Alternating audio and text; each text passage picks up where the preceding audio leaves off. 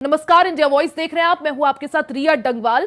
छत्तीसगढ़ कौशल्या भूमि में आपका स्वागत है। बुलेटिन की शुरुआत करेंगे छत्तीसगढ़ की खबरों के साथ। यूपीएससी मेंस 2023 का रिजल्ट जारी हो चुका है, जिसमें राज्य के 4 स्टूडेंट्स ने कामयाबी हासिल की है। इनमें से अनुषा पिल्ले, अभिषेक डेंगे, प्रीतेश सिंह राजपूत और रश्मि पैकरा शामिल है। वहीं आज मुख्यमंत्री विष्णुदेव साय ने सफलता पाए स्टूडेंट से बात कर उन्हें शुभकामनाएं दी। बता दें कि इस बार यूपीएससी में कुल 10,016 लोग चयनित हुए हैं। माफी चाहूंगी, अब की बार यूपीएससी में कुल 1,016 लोग चयनित हुए हैं, जिसमें से टॉप 20 में 15 लड़के और 5 लड़कियां शामिल है।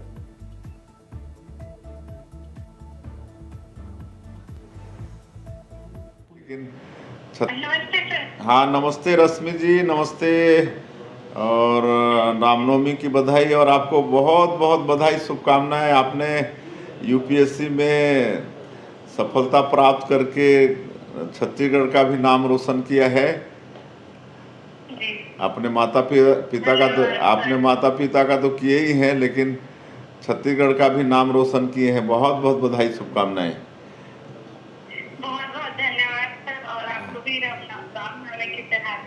हाँ, धन्यवाद।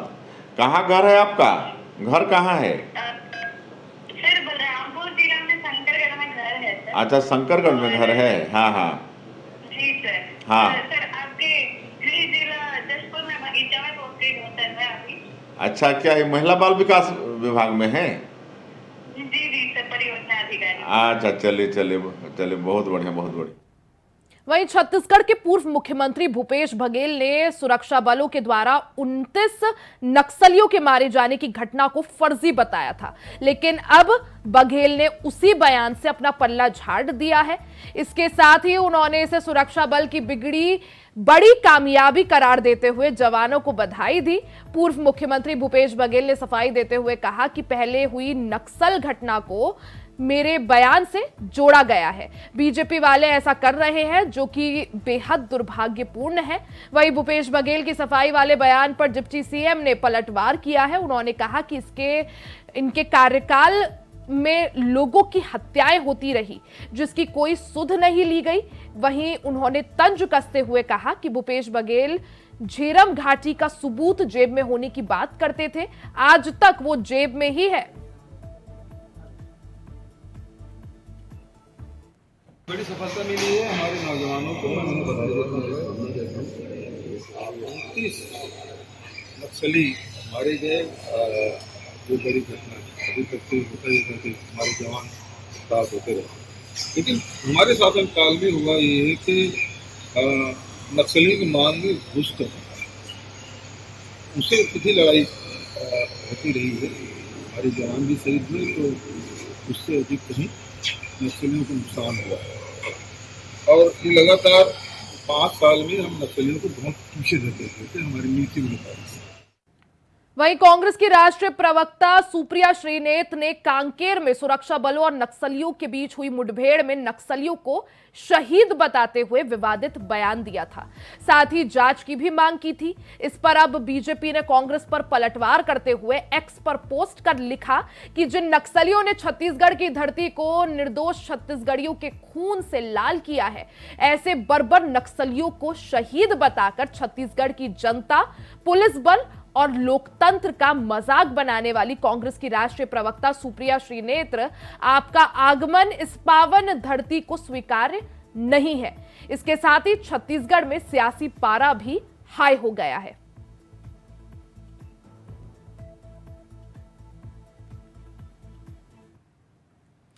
छत्तीसगढ़ के कांकेर में नक्सलियों और सुरक्षा बलों के बीच हुई मुठभेड़ को लेकर अब सियासत बढ़ती जा रही है। कांग्रेस की राष्ट्रीय प्रवक्ता सुप्रिया श्रीनेत्र ने मुठभेड़ में मारे गए नक्सलियों को शहीद बताते हुए विवादित बयान दिया, जिसके बाद छत्तीसगढ़ का सियासी पारा हाई हो गया है। सुप्रिया के बयान पर उप मुख्यमंत्री अरुण साव ने पलटवार किया है। उन्होंने कांग्रेस को घेरते हुए कहा कि कांग्रेस का यह बयान लोकतंत्र, सुरक्षा बलों के मनोबल और पराक्रम पर प्रहार है, छत्तीसगढ़ और बस्तर की जनता पर प्रहार है। साथ ही उन्होंने कांग्रेस पर आगे हमला करते हुए कहा कि नक्सलियों को शहीद मानने वाली कांग्रेस ने 5 साल बस्तर में इसी मानसिकता से काम किया है।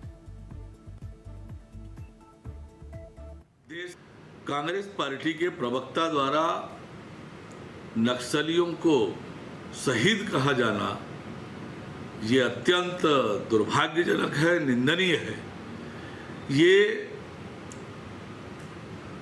मुठभेड़ में मारे गए नक्सलियों को शहीद कहकर कांग्रेस पार्टी ने लोकतंत्र पर प्रहार किया है। ये देश के सुरक्षा बलों पर प्रहार किया है, देश के सुरक्षा बलों के बहादुरी पर प्रहार है। ये छत्तीसगढ़ और बस्तर की जनता पर प्रहार है। ये बहुत ही शर्मनाक बयान है। कांग्रेस पर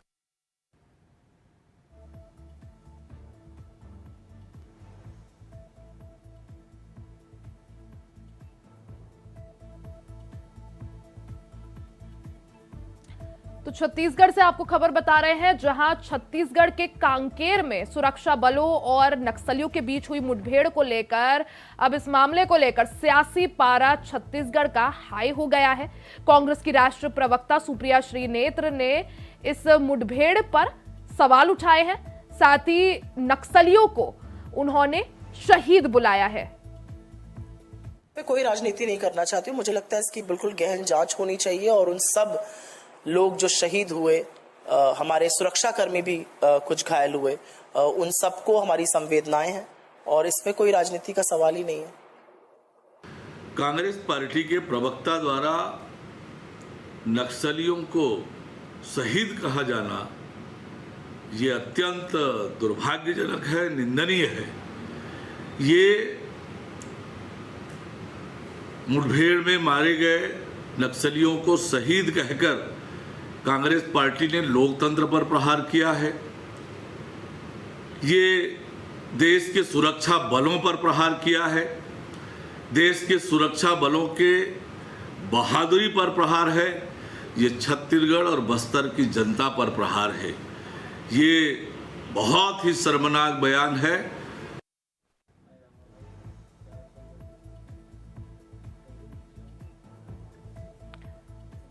खबर पर ज्यादा जानकारी के लिए हमारे साथ संवाददाता मनोज शुक्ला जुड़ चुके हैं। मनोज, अगर बात की जाए, जिस तरह से हमने देखा कांकेर में सुरक्षा बलों और नक्सलियों के बीच मुठभेड़ होती है, अब इस मुठभेड़ का ये जो पूरा मामला है, इसने छत्तीसगढ़ का सियासी पारा हाई कर दिया है, क्योंकि कांग्रेस की राष्ट्रीय प्रवक्ता सुप्रिया श्रीनेत्र एक बार फिर से विवादों में आ गई है। विवादित बयान उन्होंने यहां पर दिया है और मारे गए नक्सलियों को शहीद बताया है। मनोज जी रिया, आपको बता दे रिया कि छत्तीसगढ़ में अब नक्सलियों से जो मुठभेड़ हुई थी, जिसमें 29 नक्सली मारे गए थे, जिसको लेकर अब यहाँ पर सियासत भी देखने को मिल रही है। आपको बता दें, सुप्रिया श्रीनेत्र कांग्रेस की राष्ट्रीय प्रवक्ता है, उन्होंने नक्सलियों को शहीद बता दिया, जिसे लेकर यहाँ पर सियासी पारा यहाँ पर तेज हो गया है और जिसको लेकर उप मुख्यमंत्री अरुण साव ने सुप्रिया नेत्र को, और देखने वाली बात यह है कि सामने लोकसभा चुनाव है, ऐसे में बीजेपी को बैठे बैठाए हथियार मिल जा रहा है कांग्रेस की तरफ से। कांग्रेस पे वार करने के लिए उसको एक हथियार के रूप में इस्तेमाल भी बीजेपी अच्छे से कर रही है। जी, इसी को लेकर सुप्रिया श्रीनेत्र के जो शहीद बताने वाले नक्सलियों के बयान को लेकर डिप्टी सीएम ही नहीं, ये कहा जा सकता है कि बीजेपी के सारे नेता सुप्रिया श्रीनेत्र के ऊपर हमलावर हो चुके हैं। जी मनोज, इससे पहले भी काफी ज्यादा छत्तीसगढ़ में विवाद रहे हैं। जिस तरह से नेता प्रतिपक्ष ने पहले प्रधानमंत्री नरेंद्र मोदी को गाली दी, बोला कि डंडे मारेंगे, उसके बाद अब कांग्रेस एक बार फिर से विवादों में है। जब इससे पहले भूपेश बघेल का भी बयान सामने आया था, जिसमें उन्होंने मुठभेड़ को फर्जी बोला था। अब जो है ये विवाद और बढ़ता जा रहा है नक्सलियों के साथ मुठभेड़ का, जिसमें सुप्रिया श्रीनेत्र एक बार फिर से विवादों में घिर गई। किस तरह से देखा जाए इस बयान को लोकसभा चुनाव से ठीक पहले? जी रिया, जी बिल्कुल रिया, आपको बता दें कि लगातार जब से छत्तीसगढ़ में लोकसभा चुनाव की घोषणा हुई है, तब से लगातार बीजेपी कांग्रेस के ऊपर हमलावर है, वहीं कांग्रेस भी बीजेपी को लेकर हमलावर है। और इसमें एक महत्वपूर्ण बात ये देखने वाली बात सामने निकल कर आ रही है कि अब जैसे जैसे चुनाव की तारीख, अब जैसे यहाँ पर पहले चरण का मतदान कल होना है बस्तर में 1 सीटें हैं, इसको लेकर मतदान होना है। ऐसे समय में अब जनता के मुद्दों से हटकर अब ये आरोप प्रत्यारोप का दौर शुरू हो गया कि जैसे जैसे चुनाव नजदीक की तारीख नजदीक आती जा रही है। जी मनोज, कांग्रेस की राष्ट्रीय प्रवक्ता द्वारा दी गई इस टिप्पणी के बाद अब बीजेपी पर भी पूरी तरह से पलटवार किया है। बीजेपी के बोले तो नेता भी अब इस पर उतर आए हैं और उन्होंने जो उप मुख्यमंत्री हैं अरुण साव, उन्होंने भी पलटवार करते हुए सुप्रिया श्रीनेत्र के खिलाफ मोर्चा खोल दिया है। और क्योंकि सुप्रिया श्रीनेत्र का दौरा भी होना है, चुनावी रैली भी होनी है, उसको लेकर भी अब बहिष्कार की बात चल रही है। जी जी जी बिल्कुल बिल्कुल रिया, देखने वाली बात ये होगी कि डिप्टी सीएम जो हैं अभी बयान दिए हैं, जिसकी सुप्रिया श्रीनेत्र ने ऐसा बोलकर जो है कांग्रेस की मानसिकता को भी उन्होंने ललकारा है कि इस तरह से लोगों की मानसिकता, तमाम किस्म की बातें सामने निकल कर आ रही है। और इतना ही नहीं, सिर्फ डिप्टी सीएम की ही नहीं, पूरे छत्तीसगढ़ में बीजेपी संगठन सुप्रिया श्रीनेत्र के बयान को लेकर हमलावर है। जी बिल्कुल मनोज, जिस तरह से कांग्रेस की राष्ट्रीय प्रवक्ता सुप्रिया श्रीनेत्र का बयान सामने आया है, उसके बाद छत्तीसगढ़ का सियासी पारा हाई हो गया है। आप नजर बनाए रखिए, आगे भी आपसे चर्चा करेंगे, बने रहिएगा। जैसे जैसे लोकसभा चुनाव नजदीक आते जा रहे हैं, वैसे वैसे कोरबा का चुनाव काफी दिलचस्प होता जा रहा है। बीजेपी और कांग्रेस की तरफ से एक दूसरे पर जुबानी जंग तेज हो गई है। एक तरफ जहां बीजेपी पूर्व की कांग्रेस सरकार पर तीखे प्रहार कर रही है, वहीं कांग्रेस अपना बचाव करते हुए लोकल कैंडिडेट्स का मुद्दा उछाल रही है।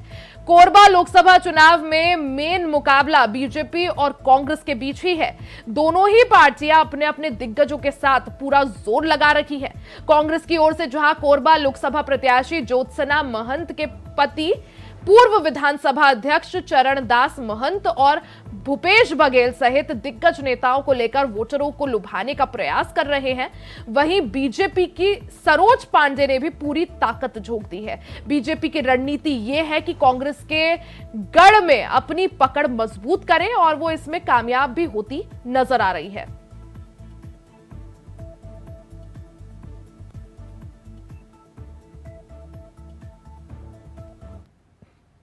खबर रायपुर से है, जहां 18वें लोकसभा चुनाव के पहले चरण के लिए चुनाव प्रचार प्रसार का समय बुधवार शाम 6 बजे खत्म हो गया। इसी के साथ छत्तीसगढ़ के बस्तर लोकसभा क्षेत्र में चुनाव प्रचार का शोरगुल थम गया है। अब प्रत्याशी डोर टू डोर जाकर जनसंपर्क कर सकेंगे।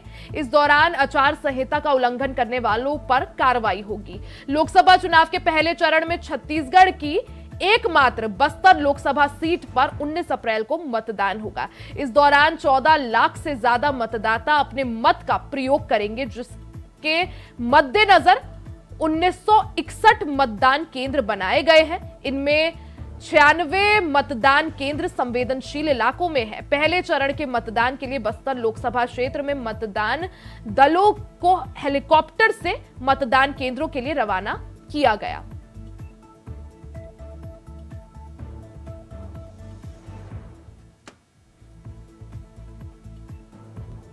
खबर पर ज्यादा जानकारी के लिए संवाददाता मनोज शुक्ला हमारे साथ बने हुए हैं। मनोज, अगर बात की जाए जिस तरह से 19 अप्रैल यानी कल लोकतंत्र का महापर्व है, इसको देखते हुए तैयारियां काफी जोर शोर से चल रही है और कल छत्तीसगढ़ की जो एक सीट है बस्तर सीट, उस पर मतदान होना है। ऐसे में किस तरह से तैयारियां चुनाव आयोग की तरफ से?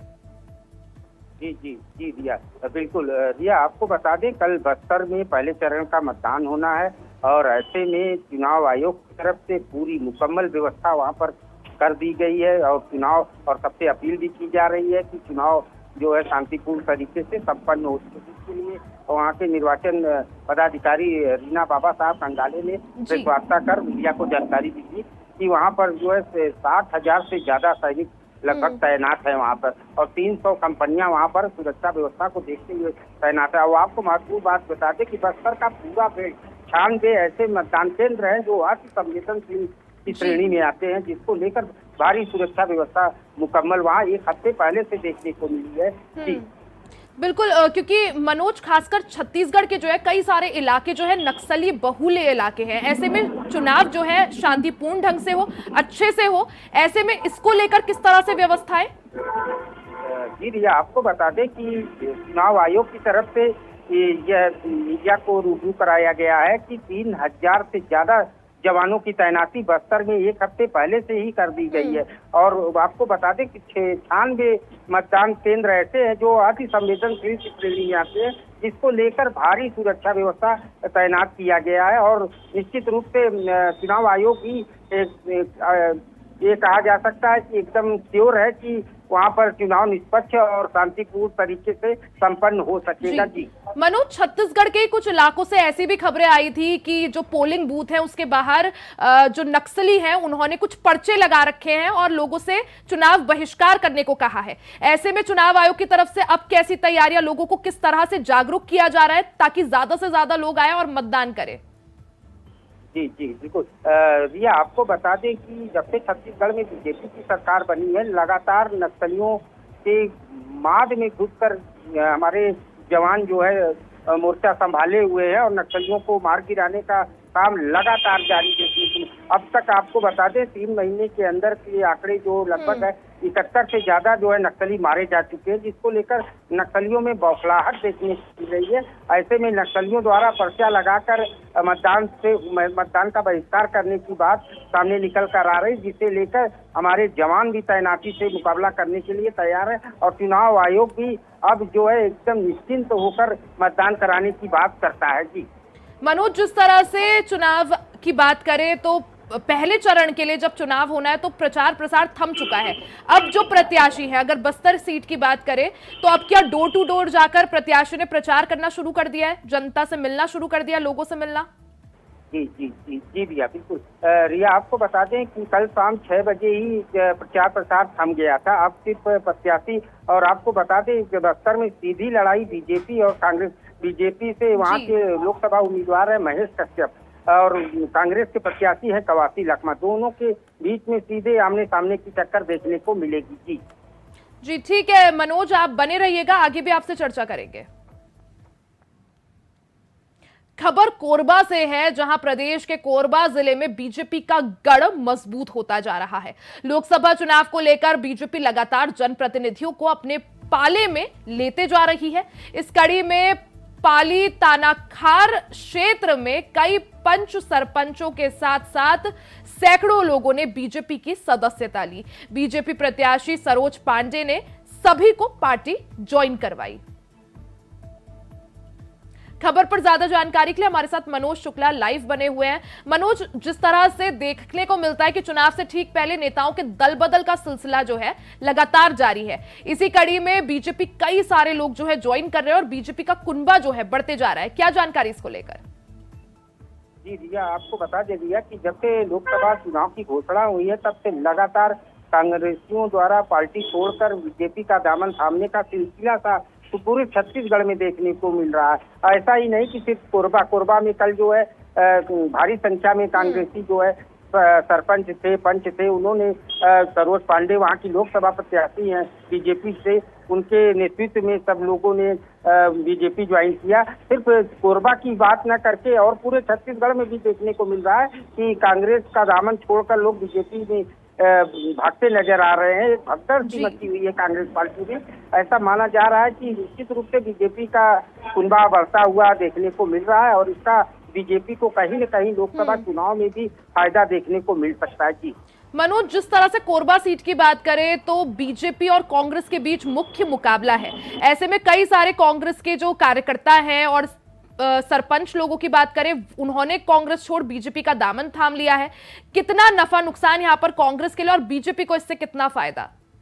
जी भैया बिल्कुल, बीजेपी को काफी फायदा इससे लोकसभा चुनाव में देखने को मिल सकता है। और आपको एक महत्वपूर्ण बात कोरबा लोकसभा सीट से बता दें कि कोरबा लोकसभा सीट पर कांग्रेस और बीजेपी की दोनों प्रत्याशी महिला प्रत्याशी हैं। कांग्रेस से ज्योत्सना महंत है जो वहाँ सीटिंग सांसद भी है वर्तमान में, और वहीं सरोज पांडे जो है राष्ट्रीय नेतृत्व करती है जो है बीजेपी की पार्टी से।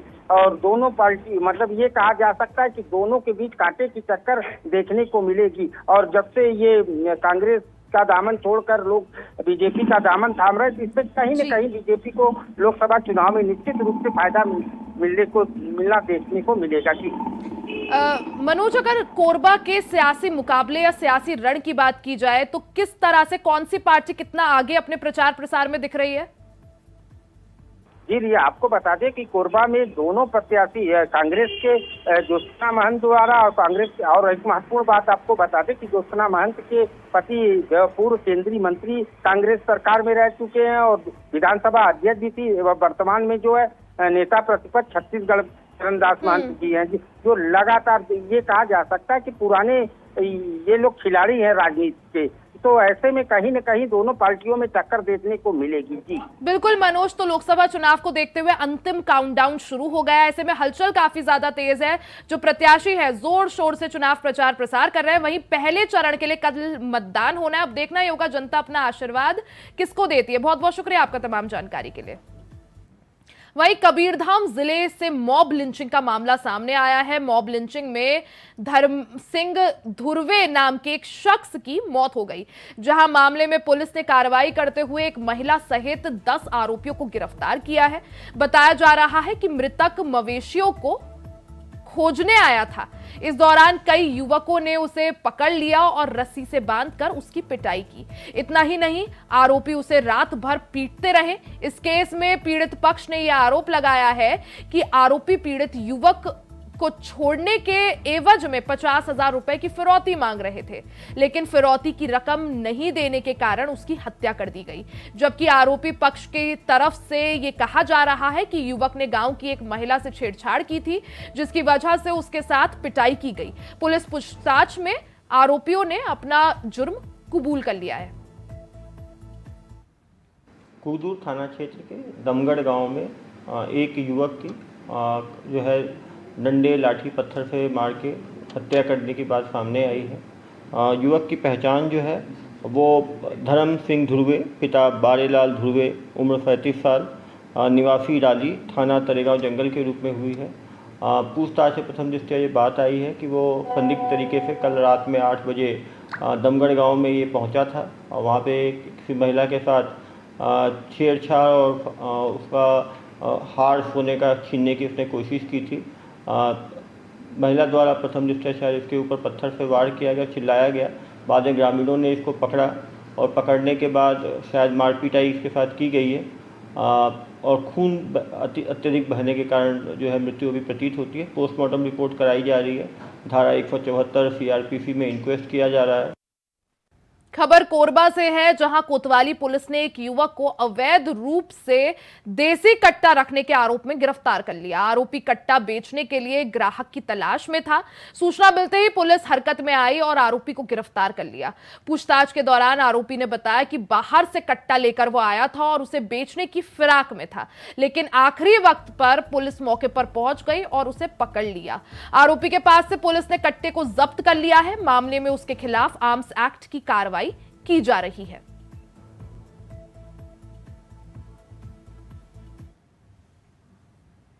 खबर सुकमा से है, जहां नक्सली अपनी कायराना हरकतों से बाज नहीं आ रहे हैं। लोकसभा चुनाव के पहले चरण का मतदान 19 अप्रैल को बस्तर लोकसभा सीट में होने वाला है, लेकिन चुनाव से ठीक पहले सुकमा में नक्सलियों ने चुनाव के बहिष्कार को लेकर पर्चा जारी किया। यह पर्चा सुकमा जिले के केरलापेदा पोलिंग बूथ की दीवार पर लिखा गया है, जिसमें बहिष्कार का फरमान दिया गया है और जनता को वोट नहीं डालने की धमकी दी गई है। इसी बीच चुनाव आयोग ने वोटिंग परसेंटेज बढ़ाने के लिए जनता से अपील की है। दूसरी ओर नक्सली लोगों के बीच वोट नहीं डालने की दहशत फैला रहे हैं।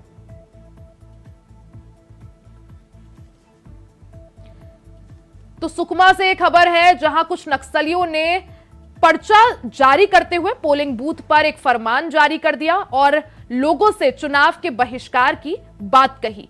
वहीं एक तरफ जहां चुनाव आयोग लगातार लोगों से ज्यादा मतदान करने की अपील कर रहा है, ज्यादा से ज्यादा वोटिंग परसेंटेज बढ़ाने की अपील कर रहा है, वहीं दूसरी तरफ नक्सली अपनी कायराना हरकत से बाज नहीं आ रहे हैं। इसी के साथ छत्तीसगढ़ की खबरों में फिलहाल के लिए सिर्फ इतना ही। खबरों का सिलसिला जारी रहेगा, बने रहे हमारे साथ।